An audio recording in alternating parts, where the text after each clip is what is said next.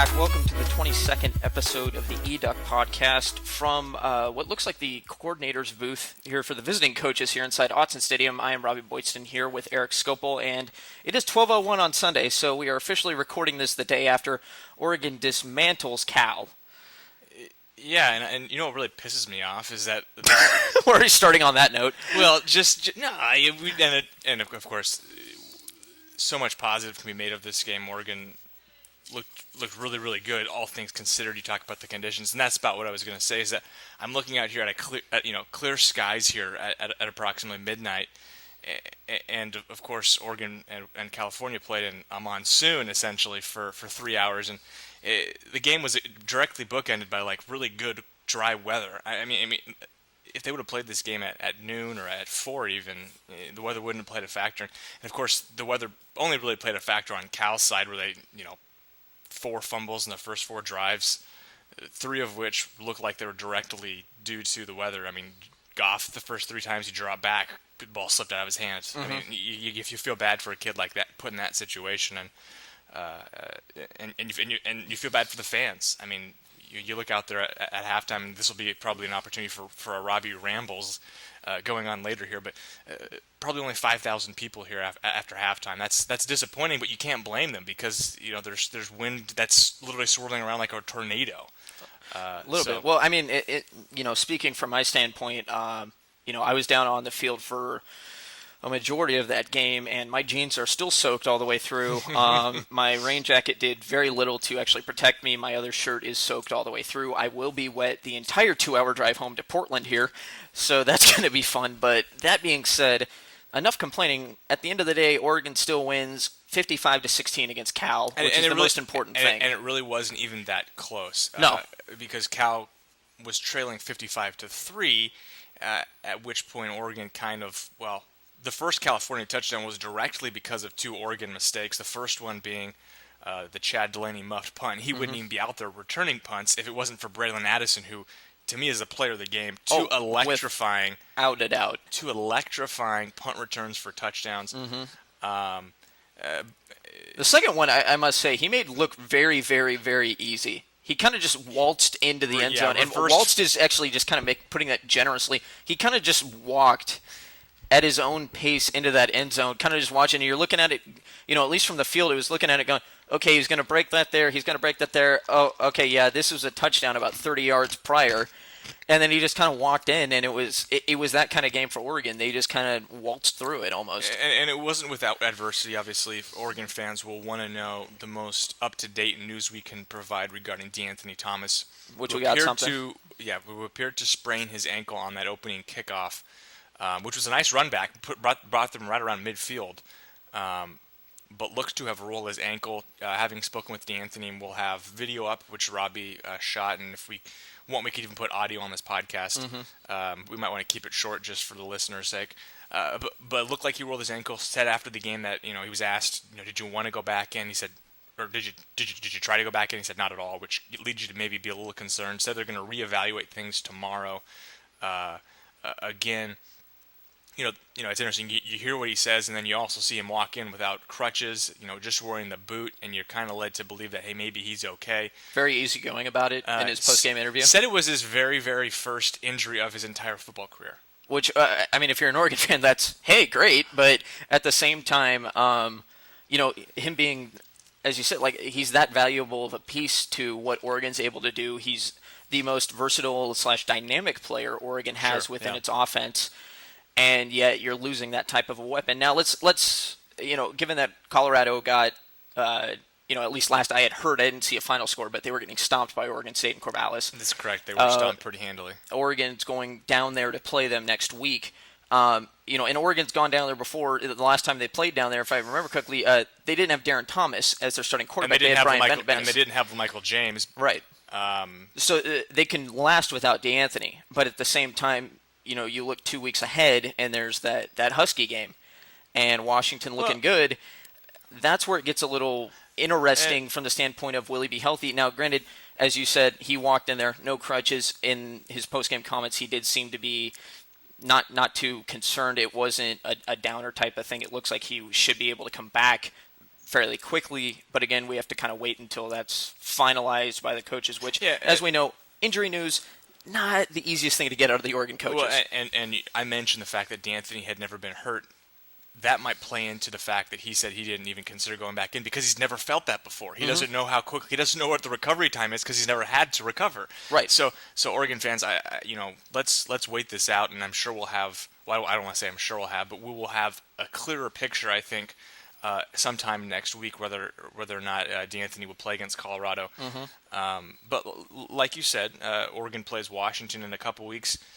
Having seen the way the Oregon offense operated without D'Anthony Thomas, they've still got so many weapons. Byron Marshall, with the exception of the first 2 drives where he fumbled 3 times, fortunately none of which were recovered by California, and they really dodged some bullets there. Yep. I mean, California fumbles 4, Oregon recovers each of them. Byron Marshall fumbles 3, all of them end up being pounced upon by his teammates. So that could easily have been a huge shift in the game, but Marshall really kind of, I don't know what the conversation was on the sidelines. It looked like he was carrying the ball with 2 hands after those first 3 fumbles. And looks great. I thought did a really much better job than he had in the past 3 games of really putting a foot down and going. Really cutting and oftentimes we've seen him kind of dance in the holes. Today he really put his foot down and went for it. And then you look at the stats here: 19 carries, 130 yards, and 2 scores. And then the emergence of Thomas Tyner. Yeah, he finally had his breakout game, and he did it. And not only that, he did it against a Pac-12 opponent, which I think a lot of people will be excited to see because that's going to be the majority of what he sees in his 4 years at Oregon, if he's there for 4 years. But at the same time, you mentioned him breaking out 13 carries, 103 yards, and a touchdown as well. 94 yards. 94, yes. You're looking at the gain, not the net, because he did have that. And that's actually a good point because you saw that freshman mistake there where he tried to break it to the edge and ran backwards 9 yards for a 9-yard loss. So that's why you see 103 yards gained at 94 net because he did lose 9 on a running play. But I thought both of them looked great running the football in a game you needed to run the football. I mean, Marcus was 11 for 25. I know some fans are going to be Debbie Downers and say, 11 for 25. He only 114 yards. That's about 4 yards a pass attempt. But 2 touchdowns. 2 touchdowns. And the weather conditions, nobody could throw the football. I mean, California comes in the number 1 ranked passing offense in the country, 176 yards on 44 pass attempts. That's actually worse than what Marcus did. Well, and let's preface that saying that Jared Goff did not play a majority of this game. And that was because he was playing so poorly. Right. And so it's one of those things where Cal really had to kind of go, a different direction. Zach Klein came in 18 to 37, completes over 30 or 50% of his passes, but at the same time, and he gets a touchdown, but again, not as effective. We expected, you and I both discussed this on Wednesday when we did our preview podcast, that we thought Cal was going to be able to at least score some points, keep it interesting for a little bit, and really that wasn't the case. Oregon jumps out to a very quickly, 27-0 after the end of the first quarter there. I mean, this game wasn't ever really a game, and even in this kind of a condition, you would think that would favor Oregon a little bit, but even, just looking at it in the broad scheme of things, Oregon, through 4 games offensively, there's been no answer, and you kind of wonder, is there going to be an answer prior to maybe the Stanford game, even the Washington game? And not to get too far ahead, but what kind of a defense does the Pac-12 present, all these Pac-12 teams present, that could stop Oregon or even slow them down, considering that they ran through their non-conference slate without a problem. They've gone through game 1 without a problem. And there's only really a couple games on that schedule where it looks like, maybe, just because they're going to be going on the road. But even then, again, Oregon hasn't lost a road game since a technical road game since 2009. Yeah, not a Pac-12 road game since then as well, and they lost to Stanford. We talk about the 55 points, and it's easy to say the Oregon offense played really well, but you look at the total yards gained, and it was probably, I'm going to go out on a limb and say this is the least they've gained in a very long time.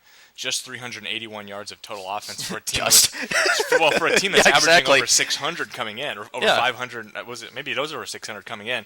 They had 500 yards rushing their first game. But they were a beneficiary of 5 turnovers and 2 punt returns for touchdowns. The offense, I'm not saying that I'm not taking anything away from what the offense did, but you look at yards per play is much further down than it typically was. Again, I thought the offense played well, and you can't take anything away. But let's talk about the defense, because the defense here. Defense had a stellar set the tone. Stellar game. And you can a lot can be made out of a lot can be made out of the playing conditions here because, frankly, it was awful, and it was probably very reminiscent for me of the '05 Cal game that was here. Sure. Just very stormy, very wet. It was very reminiscent of that game. But I mean, it could not have been it could not have gone any worse. It could not have been a bigger disaster for California to come out and turn the ball over on your first 5 possessions of the game, and Oregon capitalized. Like I said, I mean, Oregon fumbled it 3 times in the first quarter and recovered all of those. Oregon's defense forced 4 fumbles and recovered all of those. Yeah. That was pretty much the telling point of the game. The first quarter of the game is still up for grabs if one of those balls is recovered by the other side, and of course, I don't necessarily think the Cal offense was capable of, in these conditions, of moving the ball in Oregon. But Oregon's defense stepped up. They recovered those fumbles.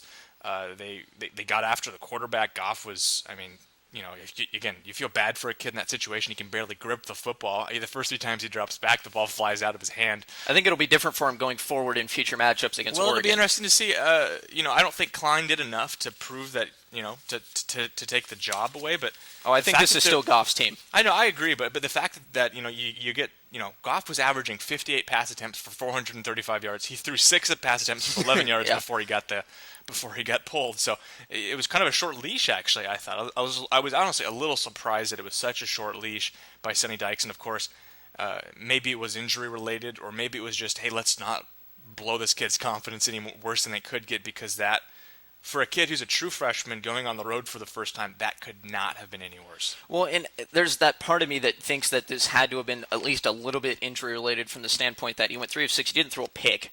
There's really nothing there that shows, okay, you should just yank a kid after 6 pass attempts, unless he was coming out and saying, like, I just don't have it. I don't think a quarterback in his position would do that. So it'll be interesting going forward to see what's going on with him. I still think that's his job.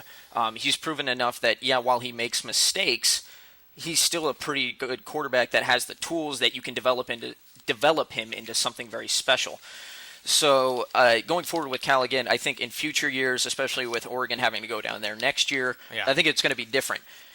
That being said, Oregon, without having their sharpest offensive day, still puts up 55. I think you had it pretty close in terms of the final score, in terms of your prediction. I thought they were going to top 60, which at some point they looked like they should, but they kind of pulled the reins back. They had 41 at halftime, I believe, there. So it was it really was, even at halftime, kind of one of those, okay, file your game story and you'll be ready to go after the game. It was a typical Oregon victory. Nothing that's just, and again, I was talking to Steve, our poster, Steve Summers there, our editor, and it was one of those, is there ever going to be like a really interesting Oregon game on this schedule, and when does that happen? I know there's going to be one sometime in the year, but 4 games in, and you get 5 years through this, and it seems like every game this one, if anything, seemed like a go through the motions type game. Even though it was wet, it was windy, Oregon comes out, jumps on it, dominates. And at least with Tennessee, there was a little bit of an intrigue from the fact that Tennessee came out defensively, stopping Oregon for that first quarter, making it a little bit interesting before Johnny Munt kind of broke the mold. Today it was another one of your typical Oregon rough shot victories, and I'm interested to get your opinion on that, because it just seems like they're going through the motions in terms of that. I was going to say, does this lead us into our Robby Ramble segment, where you ramble at the lack of fan support from the student section? A little bit, and that's something I do want to get on, and if you'll allow me real quick, I'll make it short, but... Go ahead. At the same I was hoping time, it would. Can we play the Robby Ramble segment right now? Yeah. Leading into this? Okay. We can, yeah. And so I'll get that soundbite up. So we'll do that, but here's my whole rambling thing here. I look out about midway through the second quarter, and I'm standing down in the west end zone, and most of the student section, keep in mind, granted, the first 3 games of the season every year, the student section is not fully open, because school at Oregon starts late September, so they don't open it up for everybody. Not everybody's here. But this is the first game where all the students come back. I understand terrible conditions. It's rainy. But, again, it's Oregon. You knew what kind of school you're going to. You know it's not the greatest weather. Come on. You know what's going on there. And yet, a majority of the student section was gone midway through the second quarter. And by the time the second half started, about 80 to 85% were gone. And I remember being when I went to school at Oregon, full disclosure, but there were people that, the Daily Emerald or someone would rag on the Oregon fans of being, the student section of being too soft, yelling at them for leaving early, that kind of thing, and that kind of happens because as you get older or as your program grows and develops, there's always going to be that, target on the student section and all those, basically just the student section in general, to be there to the final whistle. I get it. Late games, you kind of want to go back. You have a Saturday night. You want to have whatever. That being said, this one went a little bit too far in my opinion. If you're going to be calling yourself one of the best student sections in the nation, calling yourself one of the best fan bases in the nation, you have to stick it out even in bad weather. And do it or don't. Honestly, it's up to you. But if you want to present yourself as one of the best in the nation, you really have to stay and stick it out even through the bad weather. Again, you're going to school at Oregon. You know what kind of weather is going to present. And if you're bad about this now in late September, imagine what it's like when it's 30 degrees colder in November and you're playing a team at home. Last year's Stanford game, for example, or the USC game 2 years ago. I understand Oregon blows people out. I understand Oregon doesn't make the games very exciting, and the games are often over by the end of the first half. But at the same time, you're out there to support your team. You're not doing anything Sunday before the first weekend of school. Stick it out. That's my whole point about this, is just stick it out. Show that you're an actual great fan base from that standpoint. And I know there's probably going to be some people that comment or something on this saying, we are a great fan base, blah, blah, blah. Then prove it. Stay there, watch the game, because anybody who stayed in the second half to watch that, we were down on the field with, 5 minutes to go, and the stadium was practically empty. But most of the second half, it was quiet. And, again, Oregon built its reputation up on being a fan base that was overtly loud, very intimidating place to come to and play. Where great teams come to die is kind of the motto of Autzen Stadium. Well, you're losing that if you're leaving 15 minutes into the game. It's kind of pathetic, and I mean that. Stick it out, and prove that you're a great fan base. Now that being said, Oregon goes on, beats Cal. I don't think it's going to have much of a difference on their performance going forward at all. They're a very systematic team. And, they're going to continue to win going forward with or without the fan support. But it was just something that a little bit shocked me, having grown up around this program, having seen how this, area is developed into an intimidating place. And now it seems like they're kind of losing that edge. And that was Robbie's ramble. Yeah, I didn't make that too short. Sorry about that. I think you made that pretty long. I apologize. And to be fair, we can't track where all the students are sitting, but the student section was by far the most limited section. At one point, when the game was well out of hand, our publisher Steve was actually counting the number of people in the student section, and there was 13 people in section 5, which is at the heart of the student section. And I believe close to 30 and 6 and 50 and 7. Which is pathetic. So that's about less than 100 student sections. Of course, we can't track who's sitting everywhere, but let's move on from that, because we could talk about this all day. Yeah, it's not even really all that important. And I want to make sure I get home so I can set my fantasy football in it for tomorrow, but or I guess for today now. Yeah, I got to do that too. But let's talk a little bit about the defense, and then let's close shop, because I think it's late and there's not a whole lot more to talk about. I mean, a very formulaic victory for Oregon. Yeah, I mean, the bullet points were lots of rain, lots of turnovers. Oregon converted, Cal didn't. I do want to point out, again, the Oregon defense was stellar against the run. Cal not known as a rushing team, but 24 rushes in the first half for Cal for 48 yards. Of course, I use the first half because that's when the game was truly competitive. That's 2 yards a carry. That's 2 yards per carry.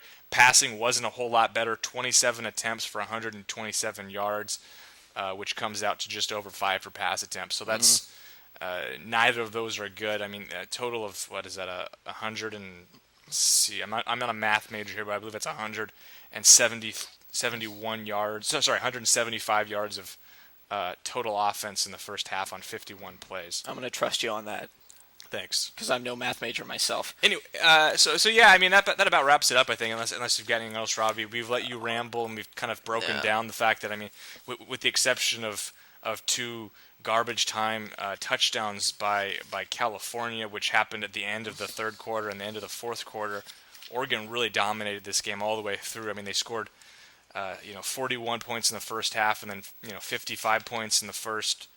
It was 55 to 3 with 10:49 left in the third quarter, so there's not a whole lot to be said. This is actually one thing. I wish they would have implemented a running clock at the end of the first half, because that second half dragged on way too long. Oregon goes up 55 to 3 at 10:49, and there's still 25 minutes of play to be had on a stop clock, which ended up going, and the game got done right around 11 o'clock. So, well, and I know that a lot of people a lot of people missed this game. Again, this is your East Coast bias type of a game where Oregon plays a 7:30 game. We're recording this at 12:30 at night, or in the morning right now, and it's 3:30 on the East Coast. No one from the East Coast stayed up to watch this game. They knew Oregon was going to take care of business. So you almost wonder, it's like, the water boy thing where the other team just starts taking a knee in the middle of the third quarter. You wonder if Oregon should just start doing that. I know they wouldn't. I know that's almost kind of an insult. But at the same time, it's getting to that point where Oregon just continually, just waltzes to a victory, and they're not facing much of a challenge. And it'll be interesting going forward. Again, we'll preview more of this going forward on our Colorado cast next week. Yeah. But I don't see that it should be any different next week against Colorado. It's really going to kind of get intriguing against Washington because, Washington's getting better, and not only that, it's a rivalry game and it's on the road, so there's a little bit of danger there. But you've got at least one more week here where it's looking like Oregon's going to be able to just kind of stomp their way through before any type of challenge shows up. But that being said, if you're looking for interesting storylines, you might find it more with recruiting. We'll have more news on the kids that came out this week coming up here in the next couple of days. So please check eDuck for that. And we'll recap a lot of that information on Wednesday's podcast. And we will do that, yes. And so we'll get you all caught up there. The Colorado game story is keep track with Steve. Steve's going to be the guy out there kind of carrying the load for us at Colorado. But then you and I both, I believe, should be up there in Seattle for Seattle in a couple of weeks. So we'll be back to full force then. And, of course, they come back to play, I believe, Washington State, right? Washington State right after Washington, that. Yeah. So, it'll be a couple weeks. But we're still going to have regular podcasts, so please stay tuned. We're going to do a Wednesday cast previewing the Colorado game, and then we'll do something probably post game after Colorado. We can do a phone call. I think that's a noon game right now. Is what they're. Oh, sorry, no, it's a like a 4 p.m. Mountain Time, which is 3 p.m. Right. Pacific. So we'll have something up probably about Saturday night, Sunday morning Sure. on that game, and then going forward we'll continue to do the same thing. So please keep checking back for that. Again, this is kind of a shorter podcast, but nothing really interesting coming out of this game outside of what's DeAnthony's health level, which we don't know for a couple of days, and what's going to be going forward. What's their game plan going into Cal? Obviously, Colorado, but you'll be at the practices getting reports for that. So please keep checking in on Eric's practice reports. He'll have more information on kind of what that's going to be like, breaking down Colorado a little bit. And other than that, just another kind of typical Saturday and what's become, thank Chip Kelly, I guess, for this, because it's become kind of a constant in the last 4 or 5 years that Oregon just, here's your 50 points, and now the defense has gotten to a point where they're stifling. And again, we talked about that going into this game. This was an opportunity for the defensive line and the linebacker, like that entire defensive core, to really cause some havoc, and they did today. And if they can keep that up, again, those chants from a couple weeks ago, if we want Bama from the Oregon fans, it could become a reality. Don't look too far ahead, but at the same time, you kind of, after a game like this, you look ahead and go, it's not that infeasible. It's really shaping up to be that way. So that being said, I think we're going to wrap it up here. Follow us on Twitter at Eric_Scopel, at @Boydston_eDuck. Again, check in for practice reports, recruiting. We'll have game reports. We'll have plenty of reports, plenty of video from Mark Helfrich, DeAnthony Thomas, Marcus Mariota, Ifo Ekpe-Olomu. Scott Frost was there. I got a little bit of actually kind of a little entertaining 3-minute interview out of Nick Aliotti today as well. Let it be known that a little bit of foul language in that interview, but that makes it all the more entertaining and more colorful. So check those out on eDuck going up tomorrow, or today is probably when you're listening to it, so check those out. We'll have the recruiting updates as well. for the 22nd edition of the eDuck podcast here in the coordinator's booth inside Autzen Stadium. Never thought you'd say that. Where we probably have no business being. I am Robby Boydston. This is Eric Scopel. And we will talk to you all on Wednesday to preview the Colorado game. Scopel out.